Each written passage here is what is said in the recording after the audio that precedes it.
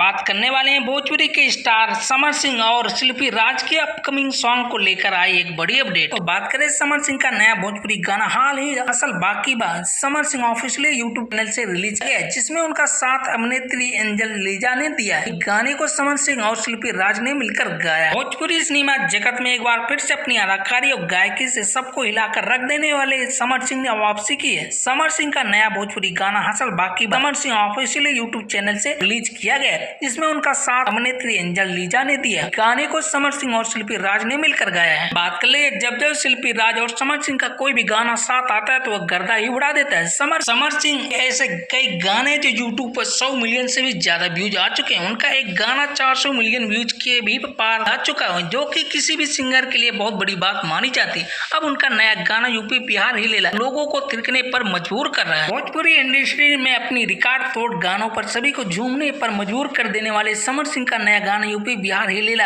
Release हुआ, जहां fans singer शिल्पी राज सिंह उनके साथ अपनी आवाज मिलाती नजर आई। तो जबरदस्त फैन फॉलोइंग है। बात करें समर सिंह के ऐसे कई गाने जो यूट्यूब पर 400 मिलियन से ज्यादा व्यूज कर चुके हैं, किसी भी सिंगर के लिए बहुत बड़ी बात मानी जाती है। वीडियो अच्छी लगी हो तो वीडियो को लाइक और चैनल पे नए हो तो प्लीज सब्सक्राइब करना ना भूलें।